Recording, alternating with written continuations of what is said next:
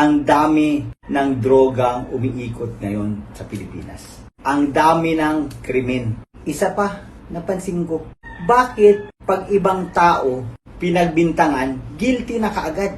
Si Bantag pinagbintangan, hindi pa nalilitis, guilty na. Si Arnie Tevez pinagbintangan, isang araw lang, guilty na. Si Pastor Kibuloy pinapaimbestigahan, guilty na, hindi pa naiimbestigahan, pinapatawag pa lang, guilty na.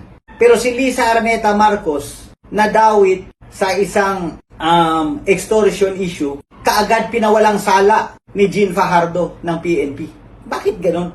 Ilan ba ang pinagbabatayan ng batas natin sa Pilipinas? Are there two sets of laws in the Philippines? Isa para sa mga may kapangyarihan, isa para sa ibang tao. Or isa para sa mga kakampi ng mga Marcos, isa para sa ibang mga tao. Di ba dapat sa isang bansa, isa lang ang sinusunod na batas? Dapat pantay-pantay sa lahat ng tao.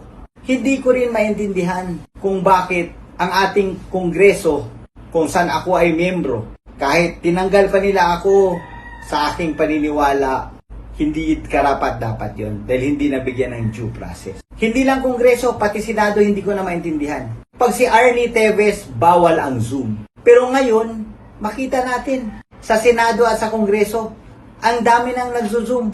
Yung mga kunwari witness nila, di ba? Bakit sila pinapayagan mag-Zoom? Sabay si Arnie Tevez, bawal mag-Zoom.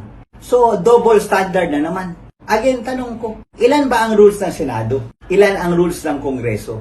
Dapat isang set lang ang rules ng mga chambers na ito. Nanggaling ako dyan eh. Alam mo, sobra na ang pang-aabuso ni Tambaluslos. Dapat na natin tong wakasan.